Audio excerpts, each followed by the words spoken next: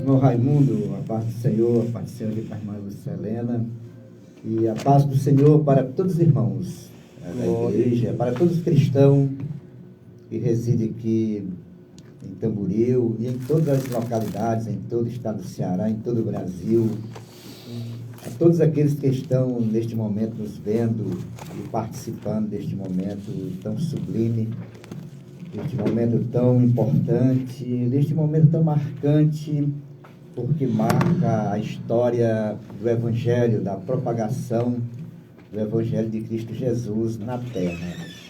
E para a nossa meditação nesta manhã de domingo, estaremos meditando aqui no livro de Atos, Atos capítulo 4, versículo 12, que diz o seguinte: em nenhum outro há salvação, porque também debaixo do céu nenhum outro nome há dado entre os homens pelo qual devamos ser salvos.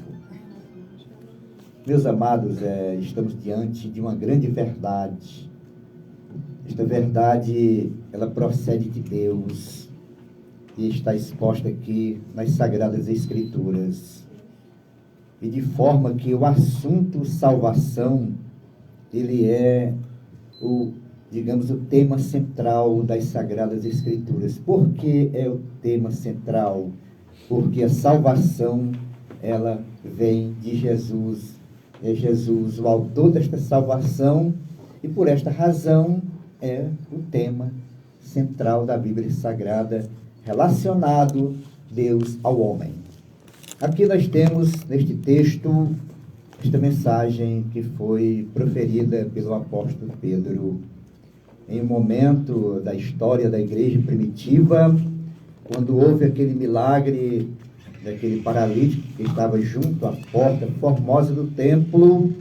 Houve uma grande comoção pelo fato daquele homem ser paralítico, viver ali pedindo esmola dia após dia, e no nome de Jesus, Pedro e João estavam ali entrando no templo pela porta formosa, e no nome de Jesus aquele homem foi restaurado e entrou no templo saltando, glorificando a Deus. Então houve naquele momento uma grande revolução, indagações, pergunta como teria sido feito aquela obra miraculosa. E neste momento aqui Pedro, juntamente com João, aproveita para exatamente mostrar para aquele povo que aquele homem que dantes era paralítico, estava em plena saúde, estava restaurado. Aquela obra não era de homem, mas tinha sido pelo nome de Jesus, aquele pelo qual eles, judeus, tinham crucificado, mas Deus, ao terceiro dia, tinha ressuscitado. E agora ele aproveita o momento e apresenta o que?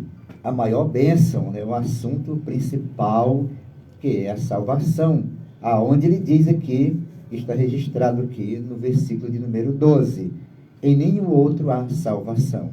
Portanto, nesta manhã nós queremos aqui também dizer que em nenhum outro nome há salvação.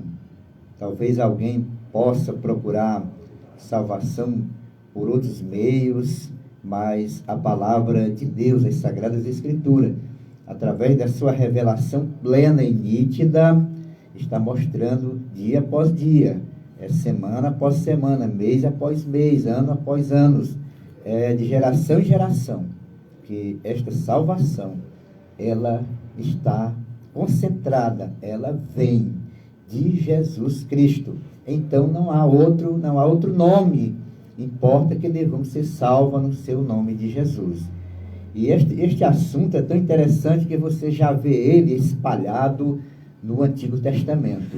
E no Novo Testamento, evidentemente, ele toma agora uma força total, com grande ênfase, porque houve a manifestação de Jesus de forma pessoal e real. E agora, depois de uma obra sublime, de uma obra extraordinária, do sacrifício de Jesus na cruz do Calvário, os apóstolos, a igreja primitiva, também deu sequência a a este assunto com muita propriedade. E no presente século, ou nos dias atuais, aqui nós estamos também, como Igreja do Senhor, como membros da Igreja do Senhor, falando em todos os lugares, pelos meios de comunicação, que esta grande salvação, que esta perfeita salvação está na pessoa de Jesus. Quando nós olhamos as cartas de Paulo, lá no capítulo de número 10, versículo 10, Paulo diz o seguinte: com o coração se crê para a justiça, e com a boca se faz confissão para a salvação. E este assunto ele liga a um fato muito interessante. No ministério de Jesus, quando ele entrava em Jericó, diz a palavra de Deus que havia um homem ali que era rico, e ele era chefe dos publicanos, cujo nome era Zaqueu. E este, ouvindo falar que Jesus entrava naquela cidade de Jericó, procurou ver quem era Jesus, mas pela sua pequena estatura, devido ser muito baixinho, não tinha possibilidade de ter uma visibilidade de Jesus, porque grande era a multidão que estava em volta de Jesus. Mas ele teve uma atitude muito interessante, porque ele correu adiante, e Jesus ia naquela trajetória, naquele percurso, e ele sabia que Jesus ia passar em determinado lugar, e ele foi para aquele determinado lugar, e ali havia uma figueira, na qual ele subiu, e ali ele tinha como ver Jesus de forma bem clara, e visualizar ele, ver toda a sua fisionomia, e ver como ele era conforme o texto diz. Ele procurava ver quem era Jesus. E ali ele foi. E quando Jesus passa naquele local, Jesus para ali, olha para cima, um assunto muito interessante, que a gente analisa, como Jesus é tremendo. Não precisa que alguém fique dizendo, olha, fulano é assim ou daquele jeito. Ele diz a palavra que não precisava disso. Ele sondava os corações de alguém e já fazia captação, tinha percepção das intenções do coração de cada ser humano. E ali Jesus sabia que havia uma alma, uma vida carente, necessitada da manifestação do amor incondicional de Deus, e que precisava da salvação condicional dele, Jesus. E Jesus para ali e olha para cima, e já sabia até o nome de Zaqueu. E quem disse para Jesus o nome de Zaqueu? Não precisou ninguém dizer. Ele sabe o nome de cada um. Diz a palavra que ele conhece cada fio, e sabe a quantidade de fios de cabelo que está sobre nossas cabeças. E agora você analisa a quantidade de ser humano na face da terra, os bilhões e mais bilhões de ser humano que palmilha sobre a face da terra, e a palavra está dizendo que ele conhece o fio de cabelo da cabeça de cada ser humano existente que palmilha sobre o planeta Terra. E também ele conhece a quantidade de estrelas existentes neste grande vasto universo, e chama cada uma pelo seu nome. Tremendo é o Senhor. E ele olha para Zaqueu e diz: Zaqueu, já pronuncia o nome dele. Ninguém falou, ele sabe todas as coisas, ele sabe o seu problema aí, que você está passando, e ainda aquilo que você há de falar, que você pensa, ele está sabendo. Ele tem um plano muito grande para você, como tinha para Zaqueu. E ele olha para cima da árvore onde ele estava para ver Jesus e diz: Zaqueu, desce depressa. E Jesus faz um convite, se convida ele mesmo para entrar na casa de Zaqueu. Fato interessante, não foi Zaqueu que gritou lá de cima: Jesus, vai para a minha casa. Não, ele parou ali e se convida para entrar na casa de Zaqueu. Não somente na casa física, mas também na casa espiritual, que era o coração de Zaqueu, no qual realmente este precisava da entrada de Jesus ali para fazer uma transformação, como fez. E naquele momento ele convida: Zaqueu, desce depressa, porque hoje convém pousar ou ir lá me hospedar na tua casa, né? Esse convite Jesus está fazendo para você nesta manhã. Ele está convidando você a descer. Sempre que Deus vai falar com o homem, ele mostra a necessidade do homem descer. Descer de quê? Do seu eu, do seu ego. Quantos estão no seu ego e fica dizendo: eu já estou na minha lei, eu nasci na minha lei vou morrer. Não diga isso, porque isso é uma palavra que está proferindo maldição para a sua vida. Não diga que nasceu nesta lei vai morrer. A lei de que? A lei do pecado, da maldição. Não diga isso. Diga que você precisa de Jesus, que Jesus é a solução, Ele é a paz, Ele é o Deus que se manifestou cheio de amor, o verbo que se fez carne e habitou entre nós.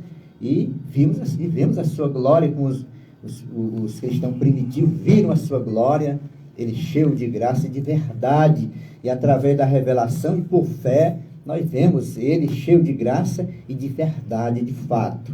Então estava lá o momento marcante na vida de um homem que estava ali em cima daquela árvore para ver Jesus, para ver quem era Jesus.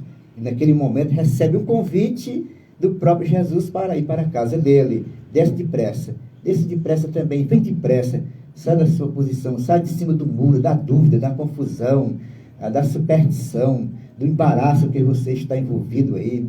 Vem depressa, vem para Jesus. Ele tem a maior e a melhor bênção para efetuar na tua vida. Digo isso com toda propriedade, com toda convicção. Desce depressa. E Zaqueu não pensou duas vezes. Zaqueu não olhou nem para um lado nem para o outro. Ele desceu depressa, diz o texto, desceu depressa e recebeu Jesus com muita alegria. Faça isso hoje. Desça da posição que você está, do pedestal lá. Você se acha talvez o tal, né? Talvez você seja alguém que tenha um poderio econômico muito grande e ache que está já tudo estabilizado, está tudo seguro. Não há nada seguro neste mundo. Tudo aqui é passageiro, apenas são passageiros aqui, peregrinos nesta terra. E o melhor da nossa vida é estar com Jesus. Portanto, agora nenhuma condenação há para quem está em Cristo Jesus, que não anda segundo a carne, mas segundo o Espírito. Romanos, capítulo 8, versículo número 1. Então, Zaqueu desce depressa e recebe Jesus com alegria. E realmente Jesus entra na casa física do Zaqueu, mas também na casa chamada coração, porque ali houve, naquele momento, ele creu no coração, conforme diz Romanos lá 10, e o versículo número 10. Ele creu no coração e fez confissão com a boca para salvação. Naquela hora, Zaqueu começou a dizer, fazendo uma confissão: eu tiver defraudado alguém, tiver feito alguma coisa errada contra alguém, se eu tiver feito um dano contra alguém, eu vou restituir, eu vou fazer um reparo em tudo isso, eu vou restituir de maneira de 4 vezes, quadruplicado, eu vou repartir tudo que eu tenho com os pobres.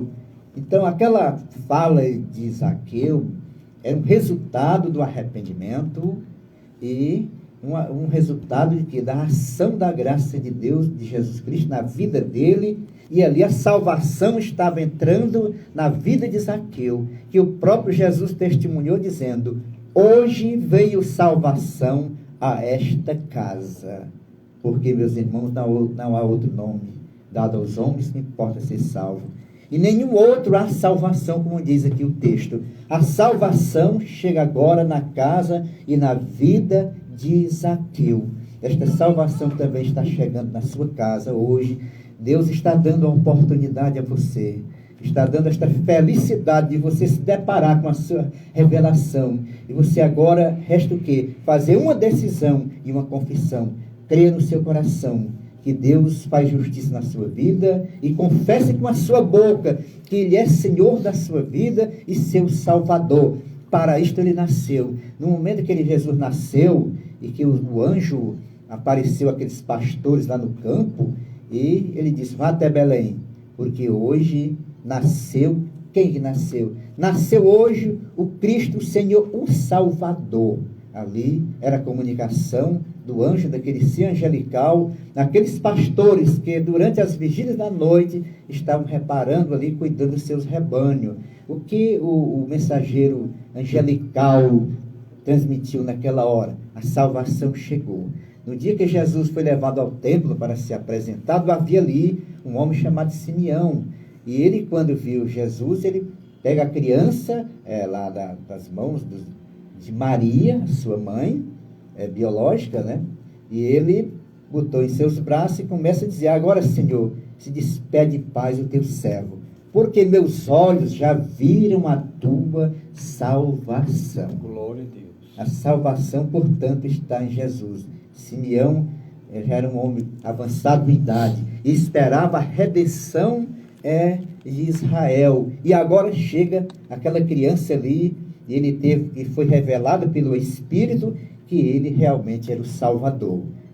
Meu amigo, você nesta manhã é convidado, e eu faço um convite especial a você.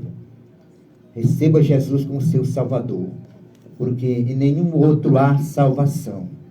Você pode ir para o leste, para o oeste, para o norte, para o sul, para qualquer lugar, querendo procurar. É um meio pelo qual você venha a ser salvo. Você não vai encontrar. Esta salvação está unicamente em Jesus.